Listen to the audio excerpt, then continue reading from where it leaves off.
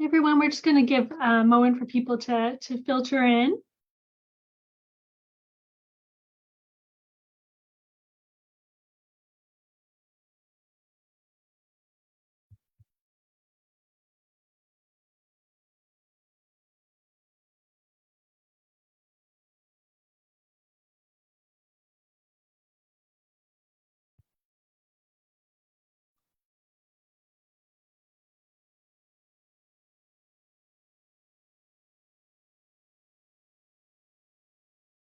Yeah, I see a question in the chat about enabling captions.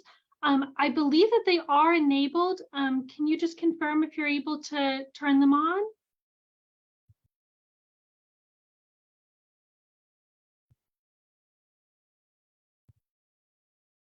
Okay, it looks like we do have closed captioning on if anyone would like to use the captioning.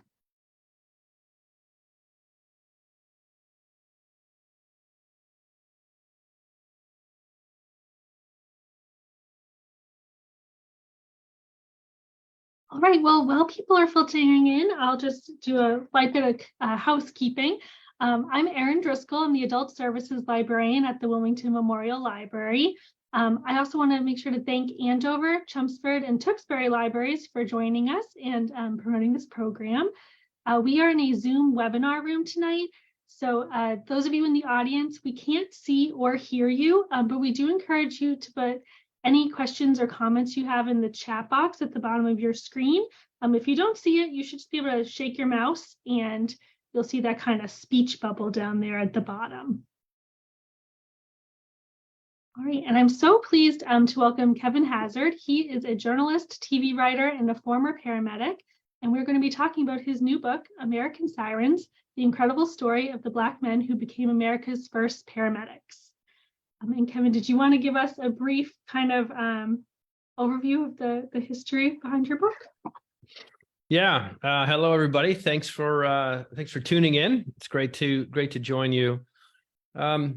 So, as is suggested by the title of the book, this story is about how we got from a world in which if you had an emergency, there were no trained people who could arrive at your house to where we are today, which is if you have an emergency, two incredibly well-trained and well-equipped people will be there. And, in a lot of ways, it is a story that whose roots go back quite literally thousands of years. If you think of the Bible, there's a story about the Good Samaritan. And, if you boil it down to its essence, that is somebody traveling down a road, comes across a person who's been beaten up. He provides a little bit of care, tosses him on the back of a donkey, and then brings him to a hotel. That's, things have improved a little bit since then, but that's the basic premise of what a paramedic would do. Since that time up through today, there have been a number of fits and starts in trying to perfect the art of bringing care directly to where illness or injury starts. And it has not always been terribly successful. And again, it's an incredibly long story, but the result of it was that in 1965, the emergency medical care outside of a hospital had reached such a bad point in America that several things happened at once. So there was an organization within the National Institutes of Health that put out a document, a very small pamphlet that has since been known as the White Paper. And essentially what the White Paper said was that paramedics were too few, although again, the word paramedic didn't exist, the word EMT didn't exist at that time, but because it's what we use today, I'll use it as shorthand. Paramedics were too few to be there when you need them and too unskilled to be much use when they arrived. And to back up this statement, they provided a handful of data, some of the most startling of which was that in the year 1965 alone, more Americans were killed in highway traffic accidents than had died in the entirety of the Korean War.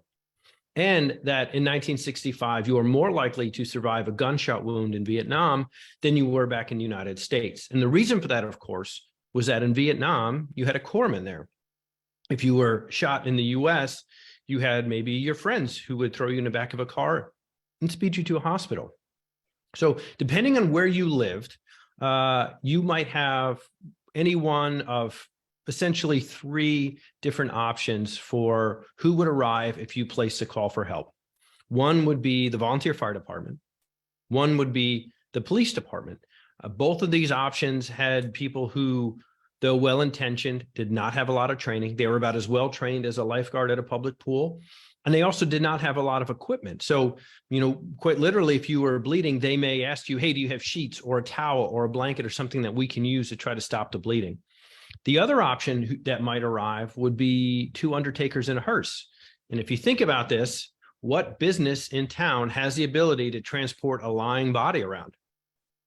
A funeral home. And in a lot of places, that was the best option. So you might have undertakers who were embalming bodies one night, transporting them the next. They would arrive at your funeral in a hearse with flower petals trailing out of the back from the last funeral. And these are the people who arrived at your medical emergency. And this is essentially what the white paper was throwing up a flag about in 1965, to say, we have this unchecked epidemic of traumatic deaths in America, and it's preventable, but we don't have a system to prevent it. And as luck would have it, when that flag was sent up, among the people to respond was an Austrian-born anesthesiologist named Peter Saffer. Saffer was born in Vienna. He's the child of 2 physicians. He escaped, and it's really an incredible story, but he escaped conscription into the German army by this a very dangerous method. He smeared himself with this cream to approximate great physical injury or illness. He gets himself discharged from the army. He's able to finish his medical training. And then after the war, he comes to the United States.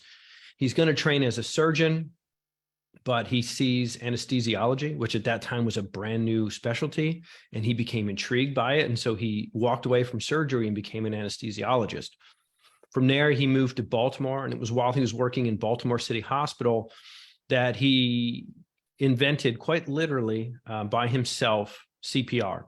So what existed prior to the early to mid 1950s was sort of a mechanical way to try to force air into the lungs. Saffer looked at this, knew that it didn't work.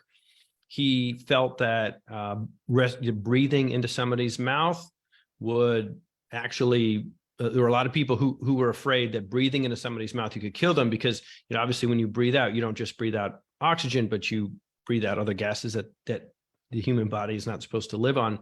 That was the fear. And so Saffer said, no, I'm pretty sure there's probably enough oxygen in there. And so he ran a series of tests, proved that he was right, paired that rescue breathing with chest compressions, and overnight invented CPR. He rolled out his results in the late 1950s, became famous all over the world as the father of CPR. Could easily have walked away from his career at that point and been a wild success, but it's just simply not the way he was wired. So after inventing CPR, he helped invent the modern ICU.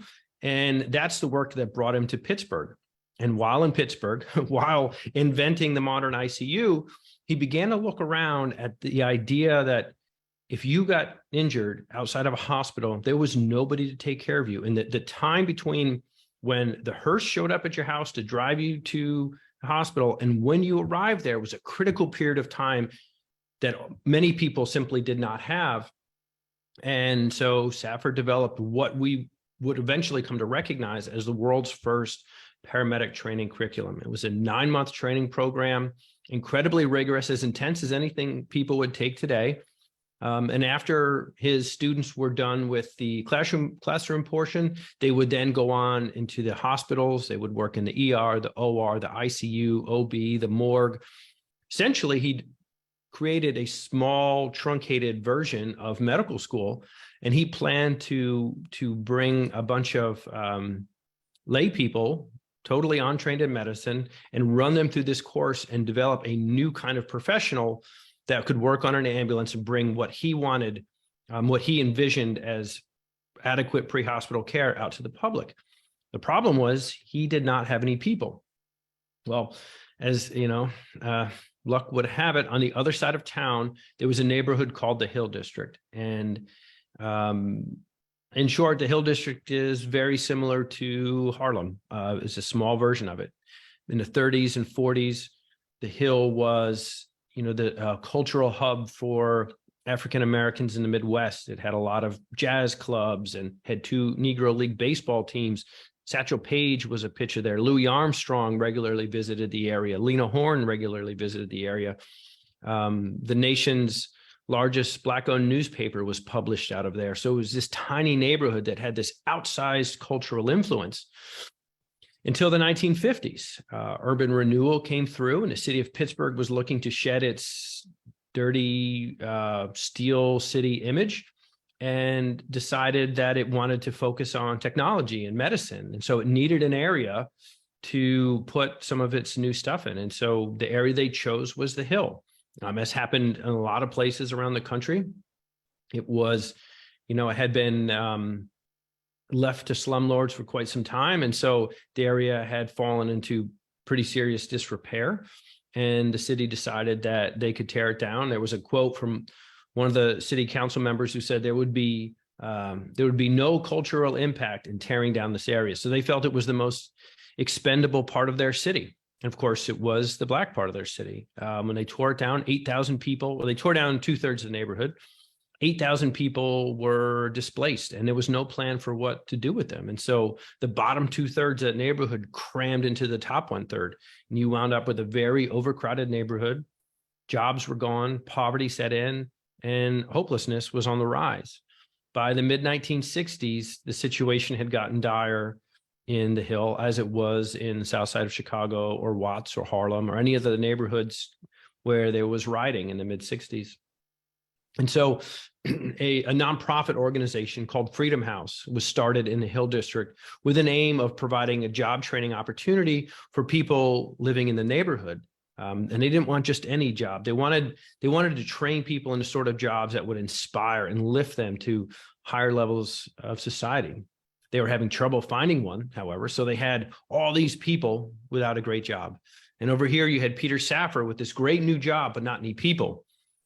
It's a bit of the math is somewhat tricky, but they come together, and Peter Saffer's plan to create the world's first paramedics is paired with a group of Black men who are looking for a job training opportunity. And so in 1967, 24 men from the Hill District began training and begin a class that will turn them into the world's first paramedics. It was an incredibly difficult course. They originally started with 48 students. Half of them did not make it through.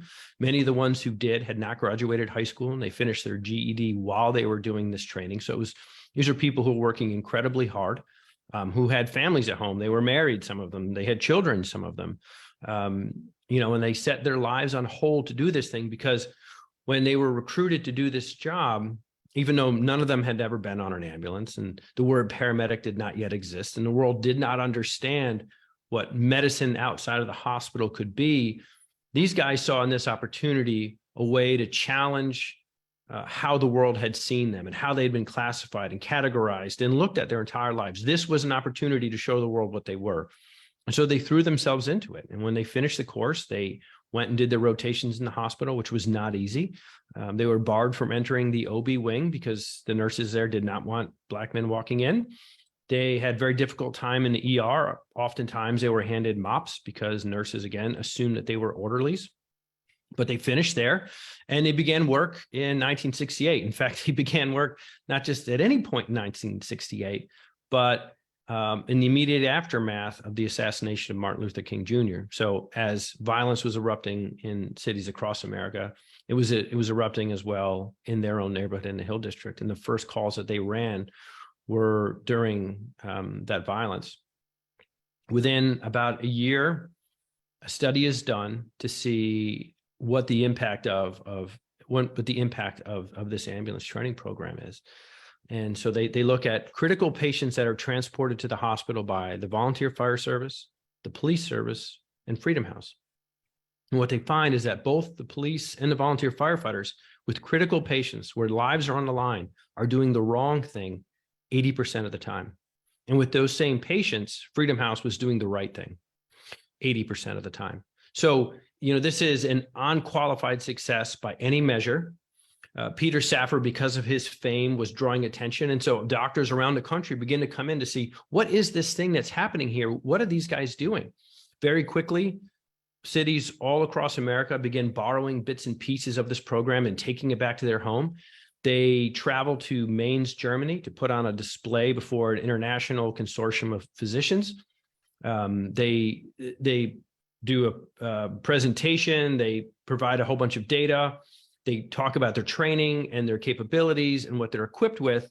And those doctors come away and they release this paper that says a properly trained and equipped paramedic working in emergency in the streets is equal in those same conditions to a doctor. And this is within a short, we go from 2 undertakers in a hearse in 1965.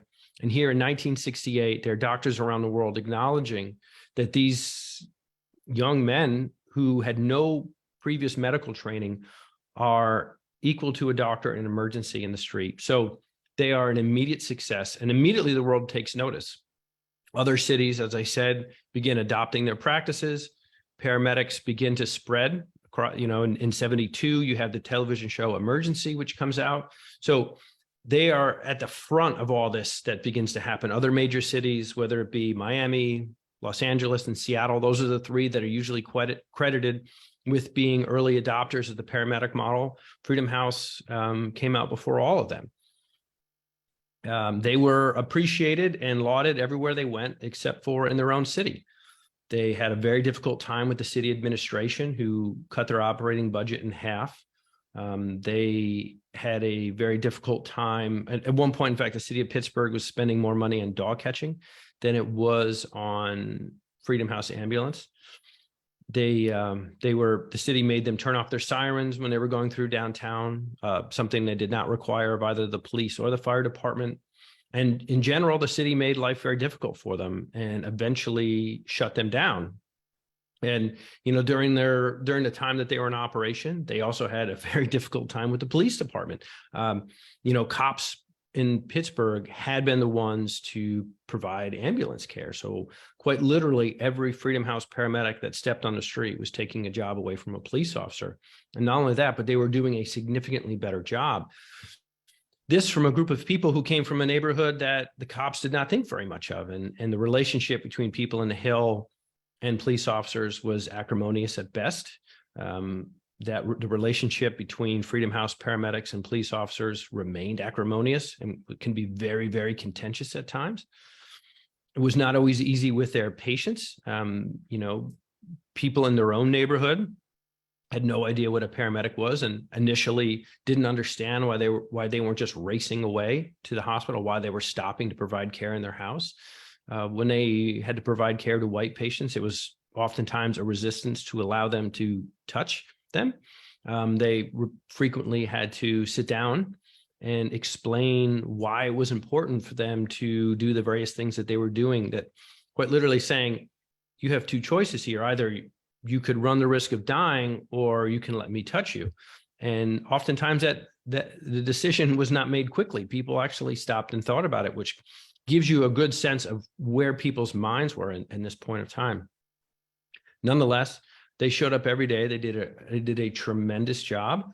There is not a single account in any of the newspaper articles, and believe me, I read thousands of them. There is not a single account of Freedom House paramedics ever behaving in any way other than in an exemplary manner. So the grace that they showed in the face of problems with the city government and problems with the police department, problems with patients, is absolutely an inspiring story.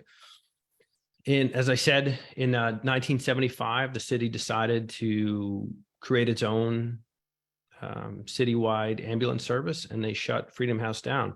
The irony of that is that 1975 was also the year that a presidential commission set up by Gerald Ford named Freedom House the national standard. So they needed to create the nation's first standardized paramedic training program. Of all the cities in the country, they chose Pittsburgh, and of all the services in the country, they chose Freedom House. So Freedom House was named the national standard. Their medical director at the time was named Nancy Caroline. She used her experience there and the relationship she had with the Freedom House paramedics to write a textbook called Emergency Care in the Streets. That was the training manual for medics, not only in the 70s, but in the 80s, in the 90s, and up to the 2000s. So the work that they did not only inspired people then, but quite literally was the model for training for decades to come. They were the first medics to use Narcan in the streets. And of course, Narcan now we know is the go-to drug to reverse an heroin overdose. The way that the ambulances are designed comes out of Freedom House. The very idea of a medical director, which is a doctor who's present every day to help guide the paramedics, that was an innovation that was born out of Freedom House, and now every ambulance system in the country has one.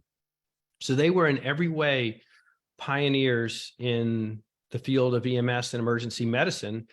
And yet, not only was the service discontinued by the city, but their history has been swept under the rug. Many of them have waited, their entire adult lives for the world to know what it was that they did in the late 60s and early 70s. And, I think they take a tremendous amount of pride that people are now finally starting to come around and hear what they did and recognize this tremendous contribution that they gave to the rest of us. That is a very quick version of quite a long story, but I wanted to give you guys some background of where we were before we got into this Q&A. Yeah, it's such a fascinating story and such a fascinating book. As someone who, for my entire lifetime, at least, in the parts of the country I've lived, it's been pretty standard that a medical emergency would be answered by, medical professionals. It was hard to wrap my mind around the fact that relatively recently that was not the case, that I know a hearse might have come, which is would have felt so ominous, I'm sure. Yeah. Well, and think of just for a second of the conflict of interest. An ambulance ride at that time was maybe $10, $20, whereas a funeral is several thousand. So you have to wonder where their loyalties lie in that moment. Yeah. So I can't imagine how scary that would have been. It seems to be like a real theme in your book, that this pushback against ordinary people being given the medical tools and knowledge to practice outside of the hospital, starting with Peter Saffer's attempts to get CPR recognized. A lot of the medical community didn't want just ordinary people to be attempting to resuscitate people. Yeah. Well, if you hear oftentimes now, and this predates me, obviously, but you hear people discussing, I've had conversations with my grandmother about things that happened while she was delivering babies, and questionable things. Like she was told to stop pushing when she was in labor because the doctor was taking a nap. And I said, how could that be? And she said, well, you just didn't question doctors then, Kevin. This was 1952. That's how it was. So that, doctors were this unassailable entity that provided knowledge from above, and you just did what they said, and that was it. And so when Saffer, Saffer had a tremendous amount of survivor's guilt. He obviously faked an illness so he would not be sent. He had Jewish ancestry. He did not want to, and he was Austrian. He was not German. He had no interest in taking part in the German war effort. He faked an injury to get out of military service and not be sent to Stalingrad. But many, many, many of the kids he went to high school with died. And so he had this tremendous sense of survivor's guilt. He wanted more than anything to give back to the universe. He felt if all these people died when I was saved, then there has to be a good reason for it. And that reason, of course, for him would be medicine. So the idea that there was a way to save lives and we weren't doing it because doctors did not want to relinquish control or because they felt themselves above everybody else, to him simply made no sense, and he wasn't going to be slowed by it. And so, that's a big part of the reason that it was so hard for him. I tell the story very quickly here tonight, but the truth is his CPR studies were nothing short of miraculous. Very quickly, to give everybody an idea, the way he did this was he recruited a bunch of medical students, and he said, look, I'm gonna sedate you, and I'm gonna paralyze you, and you're gonna be unconscious, not breathing on the floor, and I'm gonna keep you alive with people who have no medical training, some of whom are 11-year-old Boy Scouts, and I'm gonna record them doing my methods, and I'm also gonna record people doing the methods that I know don't work. So, you know, he was really aggressive and fearless. He passed, so I was not able to speak to him, but his wife described him as, you know, just a step shy of arrogant. You know, he truly believed in what he was doing. And so he was not going to be stopped by this idea that lives could be lost because only doctors could provide medical care. Yeah, and one of the things I hadn't thought about before, but you point out in your book that, you know, unlike doctors, paramedics don't have any one medical specialty. They have to be ready to deal with all kinds of medical emergencies. What did the training program that SAFR created include? It was like about 300 hours. Is that right? Yeah, it took 9 months to get through. So they were trained to treat cardiac emergencies. So a full range of cardiac. So imagine hearts beating too fast, hearts beating too slow, hearts not beating, heart attacks. They were taught to recognize the signs of strokes. They were taught to treat seizures, respiratory emergencies, to stop hemorrhages, to splint and stabilize fractures of all types, whether it be a spinal fracture, a femur fracture, or a broken finger. They were taught to deliver babies. They could give narcotics. They could shock hearts. You know, everything that paramedics do today, they were doing. I mean, it's really, and it was a quantum leap. There's no other way to put it. You know, you have 2 undertakers in a hearse with no equipment arrive at your house. Then the next day you have people who can do all that stuff. Everything I just mentioned and more. I don't know that medicine has ever taken so fast a leap or so big a leap so quickly as that one. So you were a paramedic. How did you learn about this story? Was it something you learned in your training to become a paramedic, or no? No, and in fact, that's, you know, when I speak to people in EMS community, that's one of the things that everybody sort of laments, myself included, that this was not part of our training, that somehow the origins of our field have not been well explained, and this part of its history has been forgotten. I found out because after my first book came out, which was a memoir of my time as a paramedic, somebody reached out to me and asked if I knew where it all came from. And I did not. And I began researching it. And what I found was that nobody had sat down and told the full comprehensive story. I see a question in here about, did I interview any of the people? I did a lot of research for this. I, you know, went through thousands of newspaper articles and archives and books and everything else. And I interviewed about 5 of the people, 5 of the original medics. Many of them, you know, unfortunately died, you know, before I was able to, you know, this is stuff that happened a long time ago, relatively speaking. So, you know, not everybody who was a part of it is still with us, but I was able to interview, you know, quite a few of them. And the more I talked to them, the more I was blown away by the scope of this story, the nature of this story, and also the people involved. I mean, you know, many of them are worthy of their own, to be, you know, the main character in a Russian novel. You know, these are people who lived really big lives, and somehow we just, you know, this part of history was just, and not somehow, I mean, I think we know what happened to this particular piece of history, but it's, you know, I'm glad to be a part of bringing it back.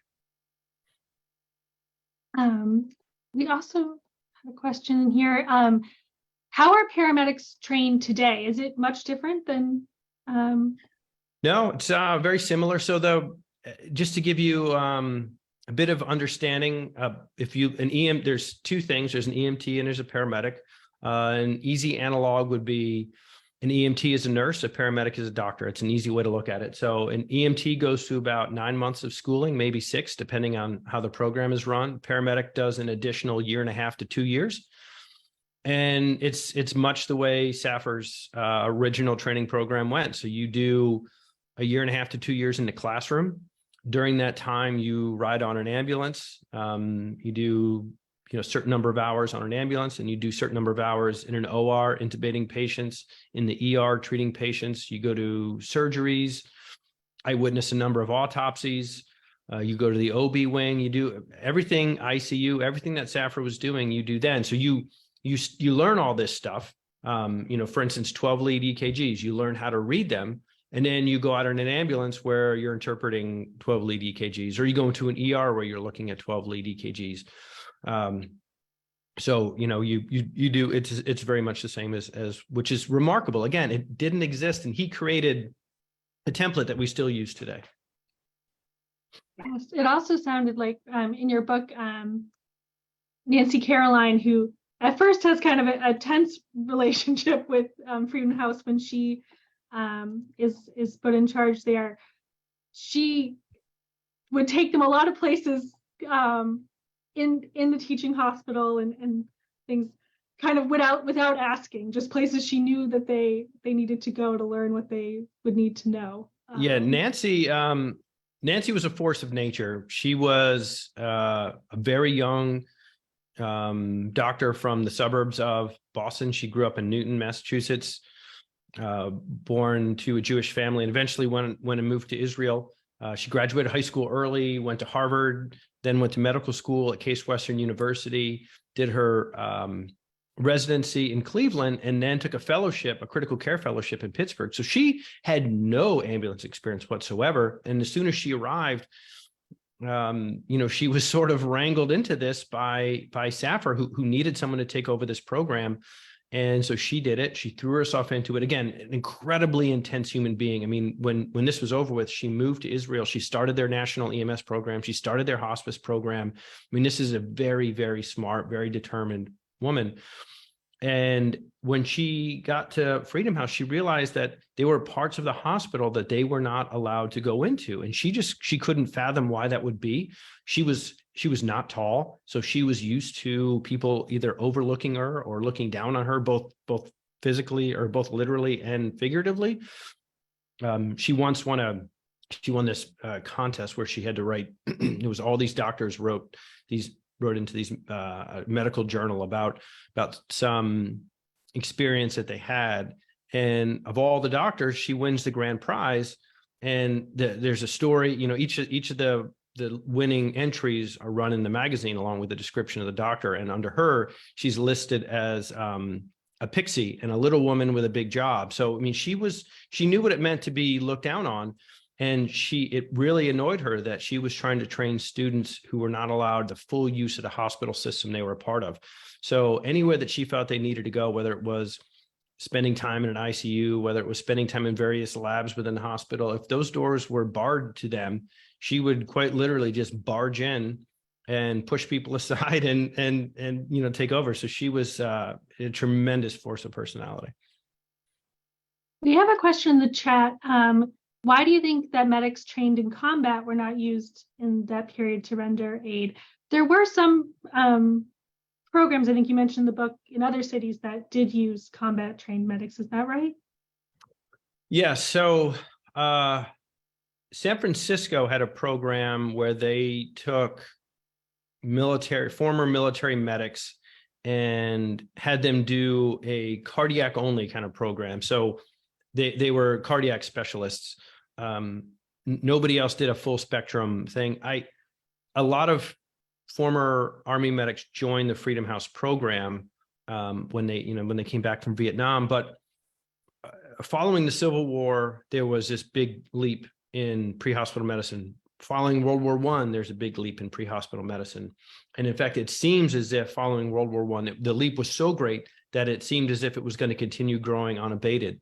Unfortunately, what happened was World War II was such a huge magnet for people and materiel that hospitals, which at that point ran the ambulance services, didn't have a single person or bandage to spare. And so they jettisoned their ambulance services and left them to the cities. And so they were picked up by fire departments, police departments, and civil defense forces. So they were very low-fi affairs. And so because of that, nobody was putting the money into equipping and training people. So if you had been a corpsman in the Marines, and in fact, one of the people who joined Freedom House, his name was Bill Rainovich, he tried to join an ambulance service and was told, there's no point in you coming because we can't do any of the things that you can do. Your training will do you no good here. You're so overqualified that you will not want to stay. So there were just services around the country, quite simply, did not have the ability to keep up with the care that these guys, that the military could deliver. Excellent. One of the men who's central into your book is John Moon, and it sounds as though he was also pretty central to trying to keep the memory of Freedom House alive. Can you tell us a bit about John? Yeah, John's really he's an incredible person. He was born in Atlanta in what you could only describe as a slum in the center of the city, did not have running water, did not have electricity. It was an overcrowded place that often had sewage running through the streets. I mean, if you picture, this is not on the outskirts of someplace. This is a dead center of the city. And you have a neighborhood in a major US metropolitan area that had typhoid outbreaks. I mean, it was not uncommon for these things to happen. And so, in every way, this neighborhood was a really challenging place to live. His mother died when he was very young. He was sent to an orphanage and was eventually adopted by a family in Pittsburgh that he did not know he had. He was a child of the 60s, so he grew up assuming that his generation was going to take over the world and change everything. He graduated from high school, got his first job, and realized that wasn't the case, that the people in charge did not look like him, and the people who did look like him were on the bottom. And he was frustrated and looking for a way to make his mark on the world, a way to a path for himself. And he encountered one night while working as an orderly, encountered two Freedom House paramedics, and he looked at the way they carried themselves. He looked at the way people responded to them, and he instantly knew this is what he wanted to do with his life. He then became, he joined Freedom House, stayed there through its conclusion in 1975. Then joined the city service and eventually retired as an assistant chief. He, if you ask him, he will tell you that the years he spent at Freedom House were some of the best years of his life, and he owes that organization a debt he could never pay back. And he has dedicated the rest of his life to trying to keep its memory alive. He has fought a very long battle with the city to get it commemorated in a meaningful way. That did not happen until very, very recently. There are now things are starting to happen. The city's beginning to wake up and recognize this incredible thing that happened. But, I think there were a lot of very quiet, frustrating years for him when he could not get people to pay attention to this piece of history. Yeah, and he has a very kind of triumphant, full circle moment at the hospital where he had worked as an orderly that you describe in the book, where he comes in as possibly, to his knowledge, the first paramedic to have intubated someone. Certainly in the city of Pittsburgh. Yeah, he, so, intubation is putting a tube down someone's throat into their trachea. I can tell you as having done it many times myself, it's a very difficult skill to master. And it's a very easy skill to mess up. And they were trained to do it. Up to that point, nobody was doing that outside of the hospital. This was not the kind of thing anyone other than doctors could do. And he, while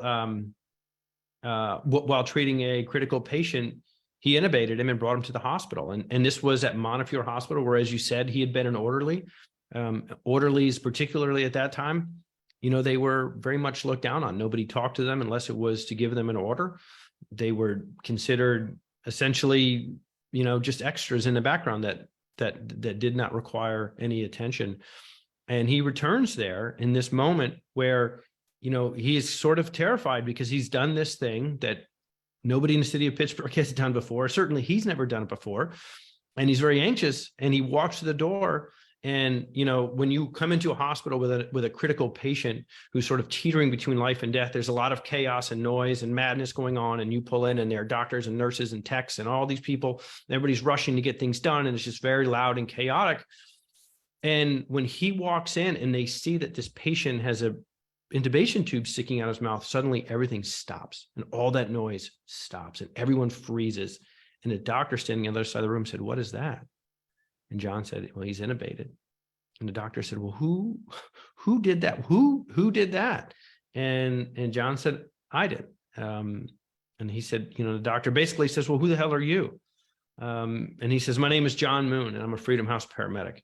And, this was an incredible moment for a guy who had spent his whole life fighting and who now had reached this, what for him was a professional pinnacle. I mean, it's a great, there are several moments like that, just several really inspiring moments in their story. And I mean, that's definitely one of them. And we have a question in the chat if the book will be made into a documentary. It is quite a cinematic book. Has there been any interest there? Yeah, there's conversations are ongoing about whether, like a limited TV series or a documentary. These things are, being discussed. In my opinion, this is a story that's been in the dark for far too long and deserves as wide an audience as possible. So, I certainly would like to see that happen. I know the people involved would like to see that happen. The family of the people who have died would like to see that happen. I spoke with a woman whose husband was one of these paramedics, and her comment to me was just tell it, just get it out, just tell it. I want the world to know what my husband did.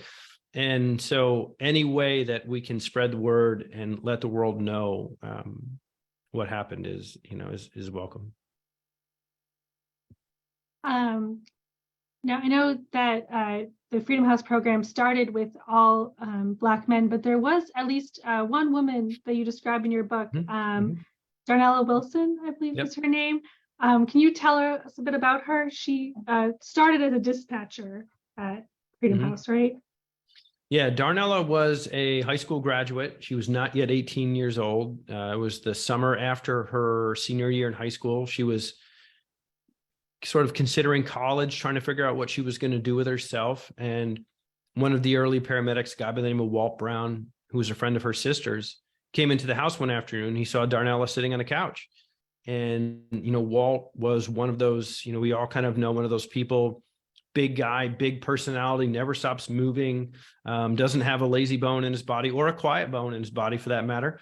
And he came into the house and he sees somebody sitting on the couch, not doing anything. And he looks at her and what he sees is wasted potential that should be going to use. And so he tells her, essentially, get off your butt. I got a job for you. Follow me. And he won't take no for an answer. And so he brings her down to Freedom House and tells her to lie in her application because she's only 17. You need to be 18 to work there. And he gets her started as a dispatcher.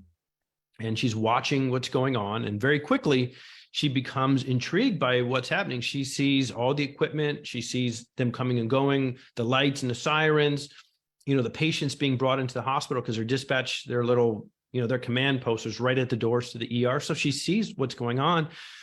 And she starts to think, okay, maybe there's something here that I want to be involved in. And so Walt says, well, then if you think you might want to do this, start riding on an ambulance. And so she begins to be a third rider on the ambulance and go into calls. And, she's kind of simultaneously terrified, but transfixed.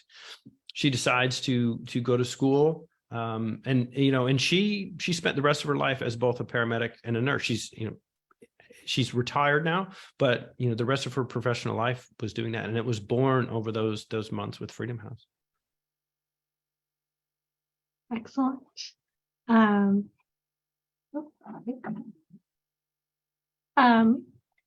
You use the word in your book several times, maddening, and it's such an apt word because they run into so many roadblocks and pushback, especially from the city and the mayor. And it's not necessarily a happy ending. Freedom House is, dissolved and kind of rolled into the city's paramedic program. Can you tell us a bit about that changeover and the challenges the paramedics from Freedom House faced when it became the Pittsburgh EMS operation? Yeah, so, like you said, they faced a lot of challenges. Cities around the country by 1975 had adopted paramedics as a thing. They were, by that point, it was already cemented. Millions of people every week are watching the television show Emergency. It was no longer a speculative concept. However, in the city of Pittsburgh, there was still tremendous pushback, and the reasons for this pushback were both, kind of crazy, but also specious. I mean, they were indefensible positions. And if you look at all the services that existed around the country, the only one that was almost entirely Black was the only one that was resisted from day one by its city government. That feels like a fact that is very difficult to chalk up to simple coincidence. So when the city in 1975 decided to shut it down and start its own program, it was a disaster for the city.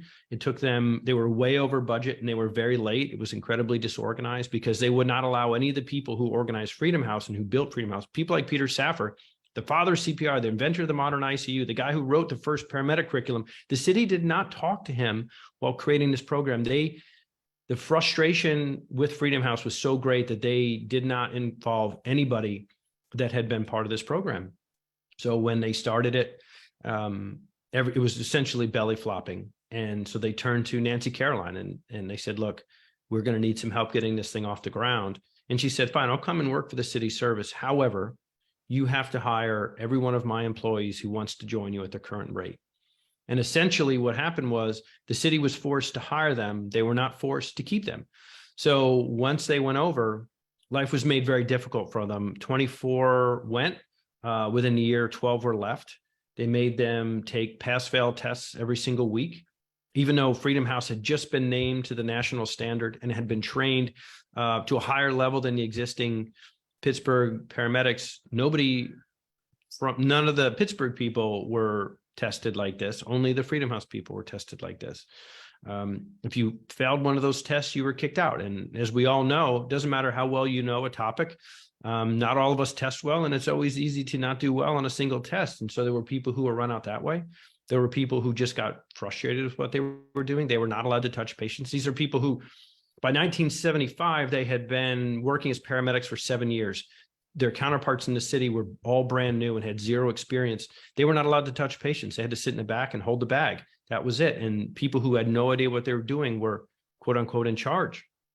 So it was a frustrating experience. They were sent all over town. Their shifts were broken up. Their partnerships were broken up. And, the few that survived went on to have good careers, but very few of them did. The city kind of didn't want them and did its best to shove them aside. Yeah, it's especially a shame because, one of the part of the success of Freedom House that's pointed out in your book is that they were not just a service for the Hill neighborhood. They were from that neighborhood, and some of the paramedics that came in afterwards were really kind of afraid to be in the Hill neighborhood. They just had an outside idea of like kind of the dangers of being there and serving those people. Yeah, and I think that was very frustrating for the guys who were from there because, suddenly the paramedics, they had spent all this time building up a trust with the community and building a bond with the community and really being a source of pride for the community. And suddenly, now when paramedics were showing up your house, they were acting much more like police and they were like caregivers. And that was incredibly frustrating for the people who were there. They resented that. They resented the way the community was viewed and the way that they were treated by a resource that in their hands had been a source, for good. We have a question in the chat. And if anyone has questions, please do type them in the chat. What has been the reaction to your book by EMTs? Have you spoken to many of them? I've spoken to quite a few. Yeah. The reaction has been great. Like me, I think a lot of people were very surprised to know this history. I'm very excited about the history. You know, for a long time, the sort of creation myth of EMS has always been, well, there was this television show called Emergency and it inspired all these people, which is true. A lot of kids watched Emergency in the 70s and became paramedics in the 80s. But the origin story of how this field began is so interesting, so classically American, such a dynamic and incredible true story that now that people are learning it, they're both kind of frustrated that they never knew it, but also very excited, very excited to know what it is. So the reaction's been fantastic. And I see one about Saffer. He did continue to work in Pittsburgh. He started a resuscitation institute. If you know, there are, theories now about cooling a body that's in cardiac arrest to preserve organs. That began out of Saffer's Resuscitative Institute in Pittsburgh. He went on to be nominated 3 times for the Nobel Prize in Medicine, which, I mean, if that doesn't get you ordained as big a medical name in American history as there is, I don't know what possibly could. But he went on to do incredible work, and he was working right up until the day he died. Excellent. We had a question in the chat earlier about what the name of the book is, so I just want to make sure we repeat it. It is American Sirens, the incredible story of the Black men who became America's first paramedics. And Kevin, I'm wondering, as an author, your first book was about you. 1,000 Naked Strangers is about your time as a paramedic. Was it a challenge to write about other people's stories, to write a history instead? The opposite. I hated writing about myself. It was I wanted the first book. I wanted to tell the story of what it feels like to be on an ambulance, because the way it's portrayed on television, of course, is nowhere near the reality. The reality is much weirder, much funnier, much scarier, much more frustrating, much more emotional, much more tiring, draining, boring, everything than the way it's portrayed on television. And so I wanted that story to come out, but it feels weird writing about yourself and to keep writing I on the page. I really made me cringe. And so I loved being able to dig into somebody else's story. You don't learn in, well, you do. Anytime you explore your own thoughts and feelings and past, you learn something. But I really enjoyed learning about other people, learning this new history that I had no connection to other than, hey, I was a paramedic, which is a deep connection, but I didn't live, I wasn't around in the 60s and early 70s. I'm not from Pittsburgh. I'm clearly not, a young Black man from a disadvantaged neighborhood. So to interview them, to study their history, to learn what happened and why they did what they did, that was infinitely more fascinating than just writing about myself. Not to make you talk about yourself, but there is a question in the chat. What made you become a paramedic? So I was a reporter after college, and it's kind of hard to remember now, but after 9/11, there was this incredible sense of collectivism that arose. We kind of felt like we were all in this together, and everybody was pulling together and trying to do their part. And I, as a young guy coming up, I wanted to be part of something larger than myself. And here I was covering city council meetings. And at one point I wrote a story about speed bumps. And if there is anything that will make you question your life choices, believe me, it's a 2,000-word story about speed bumps. So one night there was a tunnel collapse in Northwest Atlanta, and it was a massive wastewater project. And the workers that were down there on this scaffolding, their scaffolding collapsed and they disappeared into the earth. And so I was sent out to cover it. And the firefighters who came which immediately became a body retrieval, but the firefighters who came to get them out carried themselves in a certain way. And I knew when I saw them that they were in touch with something that I wanted to be in touch with, even if I wasn't certain exactly what it was. And that moment sort of turned my life around. And when I saw that, I said, okay, this is something I want to do. Thank you. Just to we're coming at the end of the hour here, and I know we've, you know, talked about many of the ways Freedom House has continued on in the paramedic field today, but just to reiterate and to wrap up, what would you consider to be the lasting legacy of Freedom House? You know, there are a lot of things that you can point to very easily, sort of, you know, that they were the first to use Narcan, or the design of the ambulances, or the training program, or the medical director, all these things that they were the first in. But I think, honestly, the legacy of these guys is the grace under which, or the grace with which they performed under tremendous obstacles. You know, all the stories that we revere, all the American stories, it's a story of a small group of committed people, usually underdogs, who are facing an unbelievable and insurmountable challenge, and yet find a way to come together and overcome it. And that is, you know, the quintessential American story. And that's what this is. You know, in 1965, their government put out a call for help, and the least likely people, according to society, were the ones to step up and answer it. And they did it selflessly for 7 years. And, you know, we all owe them a tremendous debt of gratitude. If something happens to someone this evening, you're going to place a phone call. And the two people who respond to that phone call will be the descendants of the people who originally stepped on a Freedom House back in 1968. So to me, that is the ultimate legacy, is a group of men who answered a call for help when their nation needed it. And, you know, and did it without any qualms, even though they knew that they were not going to get the credit they deserved.